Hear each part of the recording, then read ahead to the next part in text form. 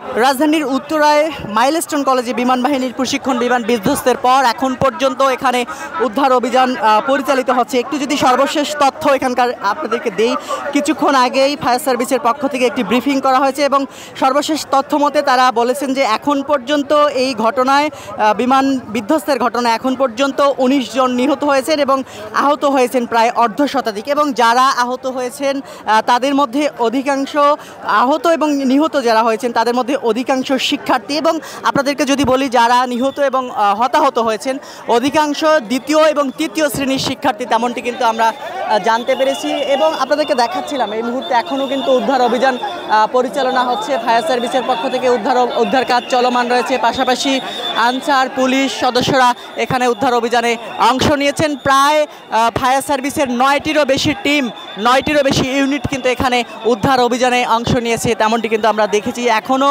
উৎসুক জনতা আশেপাশে ভিড় করছেন এবং বিশেষ করে আশেপাশের হাসপাতালগুলোতে যারা আহত হয়ে ভর্তি হয়েছেন তাদের রক্তের প্রয়োজন, এবং এখানে স্বেচ্ছাসেবীরা যারা রক্ত দিতে চাচ্ছেন তাদেরকে এখান থেকে অ্যাম্বুলেন্স সহ বিভিন্ন যানবাহনের মাধ্যমে আশেপাশের উত্তরা আধুনিক হাসপাতাল, বাংলাদেশ হসপিটাল সহ ঢাকা শহরের যে হাসপাতালগুলোতে এই বিমান বিধ্বস্তের ঘটনায় যারা হতাহত হয়েছেন, যারা চিকিৎসা নিচ্ছেন তাদের রক্ত দেবার জন্য এখান থেকে কিন্তু রক্তদাতাদের নিয়ে যাওয়া হচ্ছে। এবং সর্বশেষ তথ্য মতে ফায়ার সার্ভিস যেটি বলেছে, এই যে প্রশিক্ষণ বিমান বাহিনীর যে প্রশিক্ষণ বিমান, এই প্রশিক্ষণ বিমান বিধ্বস্তের ঘটনায় এখন পর্যন্ত ফায়ার সার্ভিসের পক্ষ থেকে নিশ্চিত করা হয়েছে যে ১৯ জন নিহত হয়েছেন এবং আহত হয়েছেন অর্ধশতাধিক। এবং এই যে বিল্ডিংটিতে বিমানটি বিধ্বস্ত হয়েছে সেই বিল্ডিংটিতে দ্বিতীয় এবং তৃতীয় শ্রেণীকক্ষ ছিল এবং সেখানে ক্লাস চলছিল। এর পাশাপাশি আরও একটি বিষয় জানা গেছে যে বিল্ডিংটিতে বিমান বিধ্বস্ত হয়েছে সেটিতে মাইলস্টোন কলেজের অধ্যক্ষের কক্ষ ছিল, অধ্যক্ষের কার্যালয় ছিল, সেটিও কিন্তু আমরা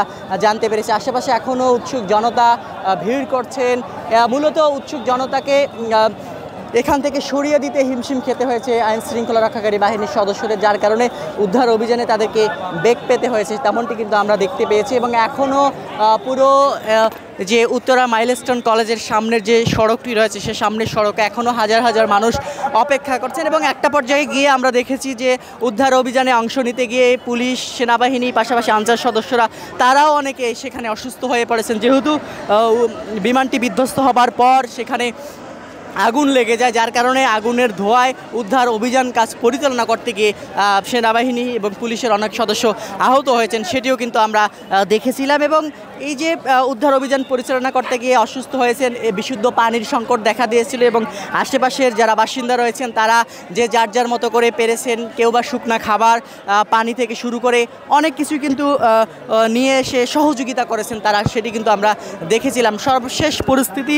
যদি বলি, এখনও আশেপাশে উৎসুক জনতা ভিড় করছেন, এখনও উদ্ধার অভিযান ভিতরে চলমান রয়েছে, তেমনটি কিন্তু আমরা জেনেছি। এবং ফায়ার সার্ভিসের পক্ষ থেকে কিছুক্ষণ আগেই এখানে ব্রিফিং করা হয়েছে। ফায়ার সার্ভিসের মহাপরিচালক তিনি বলেছেন এই বিমান বিধ্বস্তের দুর্ঘটনায় এখন পর্যন্ত ১৯ জন নিহত হয়েছেন এবং অর্ধশতাধিক আহত হয়েছেন। নিহত এবং আহতদের অধিকাংশই শিক্ষার্থী এবং অধিকাংশ দ্বিতীয় এবং তৃতীয় শ্রেণীর শিক্ষার্থী, তেমনটি কিন্তু আমরা জানতে পেরেছি। তো এই ছিল এখন পর্যন্ত মাইলস্টোন কলেজে বিমান বাহিনীর প্রশিক্ষণ বিমান বিধ্বস্তের ঘটনায় নিহত এবং আহতের সর্বশেষ পরিস্থিতি।